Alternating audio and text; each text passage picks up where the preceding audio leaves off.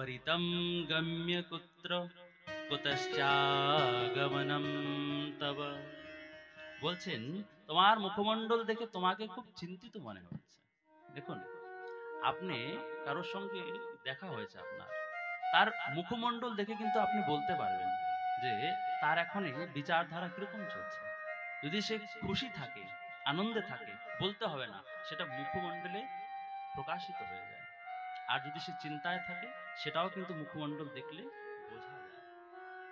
তো শনকাদি ঋষিগণ যখন বুঝতে পারলেন যে নারদ মুনি চিন্তাগ্রস্ত আছেন, তখন জিজ্ঞাসা করলেন যে তোমার চিন্তার কারণ কি? বলছেন, হে শনকাদি ঋষিগণ, আমার চিন্তার কারণ আমার নিজস্ব নয়। আমি নিজের চিন্তায় চিন্তিত নয়, আমি নিজের দুঃখে দুঃখিত নয়। তাহলে বলছেন, আমি এই জগতের দুঃখ দেখে দুঃখিত, এই জগতের চিন্তায় আমি চিন্তিত। দেখুন, এটা হলো সাধুর লক্ষণ, ভক্তের লক্ষণ। কখনো কোনো সাধু সন্ত মহাত্মা ভক্তরা কিন্তু নিজের দুঃখে দুঃখিত হন না। তারা এই জগতের দুঃখ বা কষ্ট দেখে কিন্তু তারা দুঃখ পায়। সাধু দর্শন।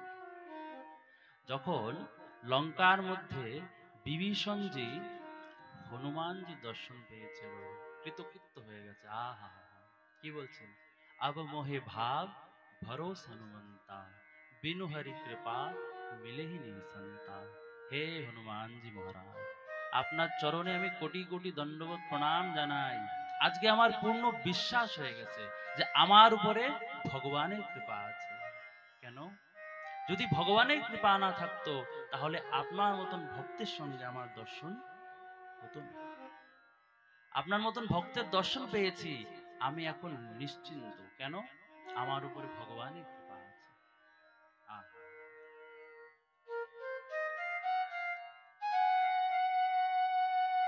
শনকাদি ঋষিগণ প্রশ্ন করলেন, হে দেবঋষি, তোমার চিন্তার কারণ কি? দেবঋষি বলছেন, হে মহারাজ, আমি এই পৃথিবী ভ্রমণ করতে বেরিয়েছিলাম। কোথায় কোথায় গেছেন পৃথিবীতে? বলছেন, পৃথিবীর মধ্যে সমস্ত তীর্থে আমি দর্শন করতে গেছিলাম। কোন কোন তীর্থে? বলছেন, পুষ্করম চ প্রয়াগম চ কাশীম গোদাবরীম তথা হরিক্ষেত্রম কুরুক্ষেত্রম শ্রীরঙ্গম সেতুবন্দনম। দেবঋষি নারদ বলছেন, হে শনকাদি ঋষিগণ, আমি পুষ্কর গেলাম, প্রয়াগ গেলাম, কাশী গিয়েছি, আমি গোদাবরী গেলাম, আমি হরিক্ষেত্রে অর্থাৎ হরিদ্বার গেলাম, কুরুক্ষেত্র গেলাম, শ্রীরঙ্গম গেছি, সেতুবন্দনম অর্থাৎ রামেশ্বরম গিয়েছি। কিন্তু কোথাও গিয়ে মনে শান্তি পাইনি। সেখানে গিয়ে দেখলাম কলিকারের প্রতাপ, কলির অত্যাচার। কি দেখলেন আপনি সেখানে? বলছেন, সত্যম নাস্তি তপঃ স্বাচম দয়া দানম ন বিদ্যতে উদরম ভর্ণো জীবা বরাকাকুটভাষিণী। বলছেন, সত্যম নাস্তি, এখন লোকের মধ্যে সত্যতা নেই। কলির প্রভায়, কলিকালের প্রতাপে লোকের মধ্যে সত্যতা নেই। সত্যম নাস্তি তপঃ। এখন মানুষ তপ করতে চায় না, পরিশ্রম করতে চায় না। আর আর কি দেখলেন আপনি? বলছেন, দয়া দানম না বিদ্যতে, মানুষের মধ্যে এখন দয়া নেই, মানুষ এখন ক্রূর হয়ে গেছে। আর মানুষ এখন দান করতে চায় না। তাহলে মানুষ কি করে? বলছেন, মানুষ শুধু একটি কাজ করে, কি? উদরম ভর্ণো জীবা। শুধুমাত্র কি করে নিজের উদর ভরবে, কি করে নিজের উদর পূর্তি হবে, আমি কি করে ভালো থাকবো, শুধু সেই চিন্তা। আমি যেই অর্থ উপার্জন করছি, সেটা কি সৎ পথে করছি না অসৎ পথে করছি, সেটা বিচার করে না। মানুষের শুধুমাত্র ধারণা কি, কি করে আমি ভালো থেকে ভালো থাকবো। এসব দেখে মন অত্যন্ত দুঃখী হয়ে গেল। তখন আমি ভাবলাম যে একটু বৃন্দাবন ঘুরে আসি। কেন? বৃন্দাবনে তো সেই ভগবান নিত্যলীলা করেন, যদি সেখানে গিয়ে একটু মনে শান্তি পাই। एवं पश्यन् कलेर दोषान् पर्यटन् नवनीमहं यामुनं तटमापन्नो यत्र লীলা হরের্ভূত। বলছেন এই প্রকার কলিকালের দোষ দর্শন করতে করতে আমি যমুনা তটে গিয়ে উপস্থিত হলাম। বৃন্দাবনের মধ্যে আমি যমুনায় গিয়ে উপস্থিত হলাম, কিন্তু সেখানে গিয়ে একটি আশ্চর্য দেখলাম। কি আশ্চর্য দেখেছেন আপনি? বলছেন সেখানে দেখলাম যে একটি স্ত্রী বসে আছে, আর তার কোলের উপরে দুইজন বৃদ্ধ শুয়ে আছে। হাজার হাজার দাসীগণরা তার সেবা করছে। মনে জিজ্ঞাসা উৎপন্ন হলো, গিয়ে জিজ্ঞাসা করি। আবার ভাবলাম যে না, সময় তো বিশেষ ভালো চলছে না। আপনি কাউকে কিছু জিনিস ভালোর জন্য জিজ্ঞাসা করতে যাবেন যে ভাই তোমার কি হয়েছে, কেন না সে খারাপ লেগে গেল তার, এ বাবাজি তোমার কি কাজ, যাও তুমি তোমার রাস্তা দেখো। এসব বিচার করে দেবর্ষি নারদ যখনই সেখান থেকে ফিরে যাচ্ছিলেন, পিছন থেকে সেই দেবী তাকে ডাক দিলেন, ভোব সাধু ছনম তিষ্ঠ মচ্চিন্তামপি নাশয় দর্শনম তব লোকস্য সর্বথা ধহরম পরম। ভোব সাধু, হে দেবর্ষি, হে সাধু, দাঁড়াও দাঁড়াও, একটু দাঁড়িয়ে যান। দেবর্ষি বলছেন, হ্যাঁ দেবী বলো। সে ভক্তি দেবী বলছেন যে হে নারদ মুনি, আপনি একটু আমার সম্মুখে দাঁড়িয়ে যান। কেন? আপনাকে দেখে আমি যে খুব শান্তি পাচ্ছি। দেখুন, এটা হচ্ছে সাধু দর্শনের মহিমা, সন্ত দর্শনের মহিমা। এটা কি? এটা বৈষ্ণব দর্শনের মহিমা। বলছেন না, গঙ্গার পরশ হলে পশ্চাতে পাবন, দর্শনে পবিত্র করে, দর্শনে পবিত্র করো এই তোমার গুণ। গঙ্গার যখন গিয়ে আপনি স্পর্শ করবেন, কিবা গঙ্গায় যখন গিয়ে আপনি জল আচমন করবেন, যখন গঙ্গায় গিয়ে আপনি স্নান করবেন, তখন আপনার কি হবে? সমস্ত পাপ ধুয়ে যাবে, সমস্ত পাপ নাশ হয়ে যাবে। কিন্তু এখানে কি বলছে? গঙ্গারও পরশ হলে পশ্চাতে পাবন, দর্শনে পবিত্র করো এই তোমার গুণ। কিন্তু যদি কোনো বৈষ্ণব দর্শন হয়, কোনো সাধু সন্ত মহাত্মার দর্শন হয়, শুধুমাত্র দর্শনেই মন কি হয়? পবিত্র হয়ে যায়। বৈষ্ণবের দর্শনের মহিমা দেখুন।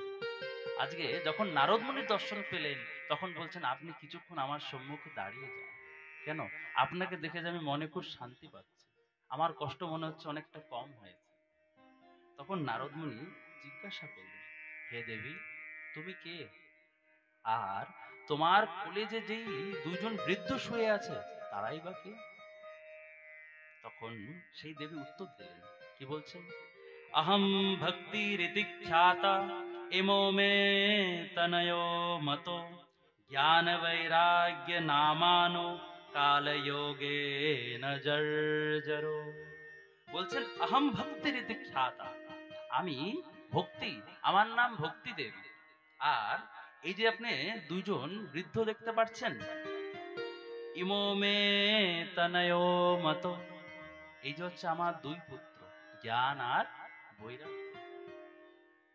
বলছেন এনাদের এই অবস্থা হলো কি করে? বললেন এটা কলির প্রভাবের কারণে হয়েছে। নারদ মুনি বললেন, হে দেবী, এটা তো একটা আশ্চর্য জিনিস দেখতে পেলাম। কেন?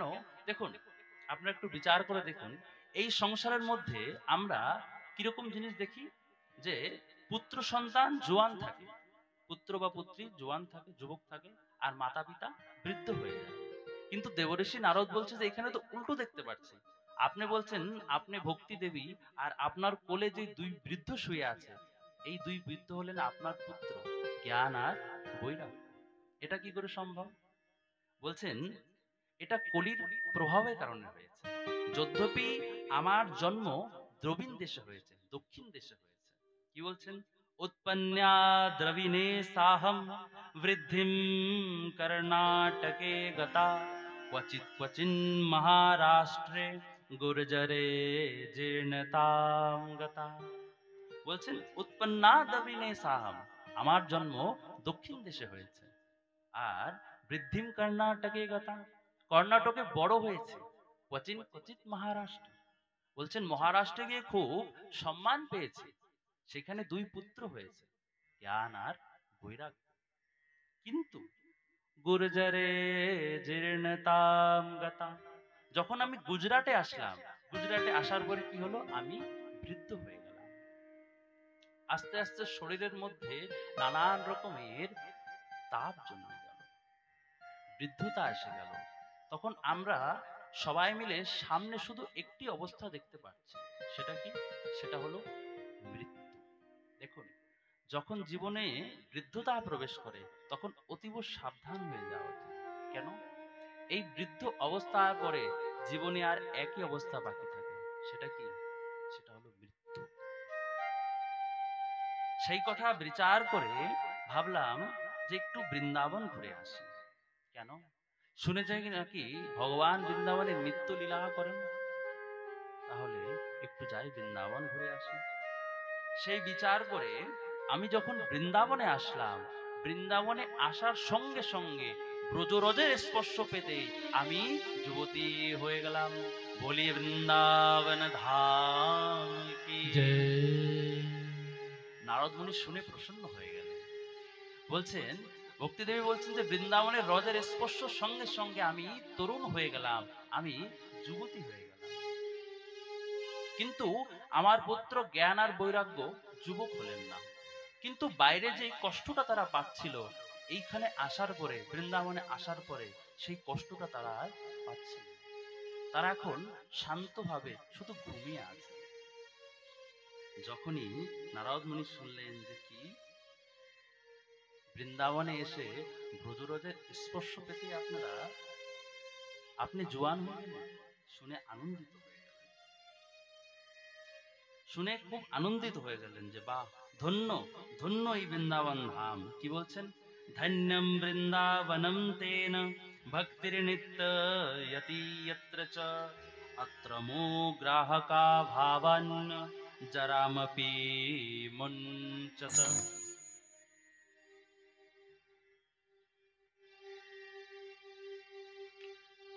বলছেন ধন্য এই বৃন্দাবন ধাম। কেন? যে বৃন্দাবন ধামে ভক্তি সবসময় যুবতী থাকে, জোয়ান থাকে। তার জন্যে দেখুন, খুব মন দিয়ে শুনবেন, কারো যদি কখনো ভক্তি বৃদ্ধ হয়ে যায় কিংবা ভক্তি যখন শীতল হয়ে যায়, কাউকে দেখছেন যে যত চেষ্টা করি এ কিরকম জানি ভগবত সেবায় মনই লাগে না, যত টেনে এসে বসায় যে ভাই বয় ভাগবত পাঠ শোনো, হরিনাম সংকীর্তন শোনো, বুঝতেই চায় না। তার মানে কি বুঝতে হবে? যে ভক্তি বৃদ্ধ হয়ে গেছে, ভক্তি শীতল হয়ে গেছে। যদি কেউ ভক্তি শীতল হয়ে যায় তাকে দৌড়ে বৃন্দাবন যাওয়া উচিত। কেন? কেন কি বৃন্দাবনে ভক্তি সবসময় যুবতী হয়ে থাকে, জোয়ান হয়ে থাকে। আচ্ছা, এখানে যত ভক্ত উপস্থিত আছেন কে কে বৃন্দাবন গেছেন? হাত উঁচু করে দেন। খুব ভালো কথা, ভগবানের কৃপা, আপনারা বৃন্দাবন ঘুরে আসছেন। আর যাদের উপর এখনো কৃপা হয়নি, ভাগবত ভগবানের কাছে প্রার্থনা করি খুব তাড়াতাড়ি আপনারা বৃন্দাবন ধাম দর্শন করে আসুন। যদ্যপি পাখান্জরের ভক্তগণ খুব কিন্তু বৃন্দাবনে গিয়ে। আচ্ছা, যারা গেছেন তো খুব ভালো কথা, যারা যাননি তারাও খুব তাড়াতাড়ি বৃন্দাবন যান, এই প্রার্থনা করি। কিন্তু এখন কে কে বৃন্দাবন যেতে চান? শুধু? আচ্ছা, আর সবাই মনে মনে ভাবছে সেটা কি করে সম্ভব? হতে পারে এখনই গাড়ির ভিতরে তুলে দিল। এখন কি করে সম্ভব বৃন্দাবন যাওয়া? বলছেন এই মন দিয়ে বৃন্দাবন যাওয়া সম্ভব। আসুন আমরা এই মন দিয়ে বৃন্দাবন যাই। মন চল রে বৃন্দাবন ধাম, রাধে রাধে গাएंगे। मन चल रे ओ मन चल रे वृंदावन धाम, राधे राधे गाएंगे। मन चल रे ओ मन चल रे ओ मन चल रे वृंदावन धाम, राधे राधे गाएंगे। मन चल रे वृंदावन धाम, राधे राधे गाएंगे। राधे राधे गाएंगे, श्यामा श्यामा गाएंगे। राधे राधे गाएंगे, श्यामा श्यामा गाएंगे। तेरे तेरे पूरन, तेरे पूरन, तेरे पूरन हो सब काम, राधे राधे गाएंगे। मन चल रे वृंदावन धाम, राधे राधे गाएंगे।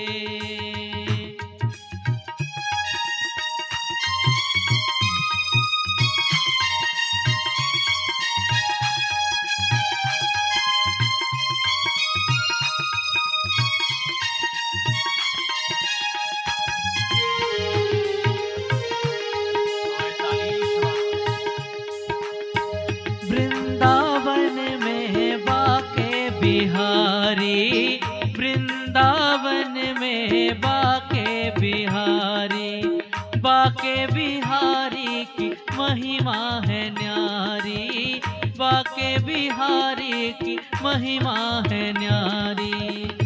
वहाँ मिल जाए, वहाँ मिल जाए, वहाँ मिल जाए श्याम श्याम, राधे राधे गाएंगे। मन चल रे वृंदावन धाम, राधे राधे गाएंगे।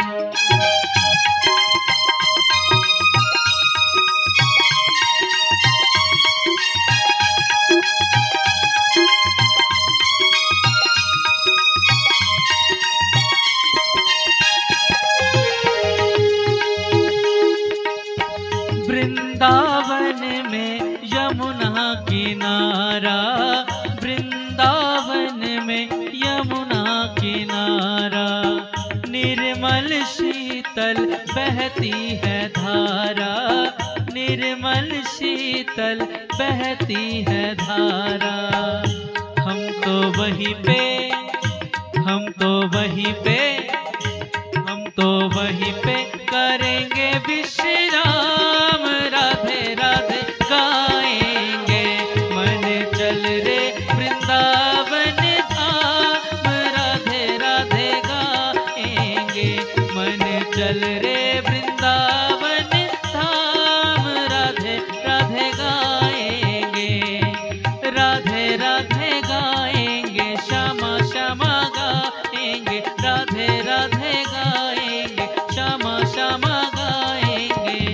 वहाँ मिल जाए, वहाँ मिल जाए, वहाँ मिल जाए श्याम श्याम, राधे राधे गाएंगे। मन चल रे वृंदावन धाम, राधे राधे गाएंगे।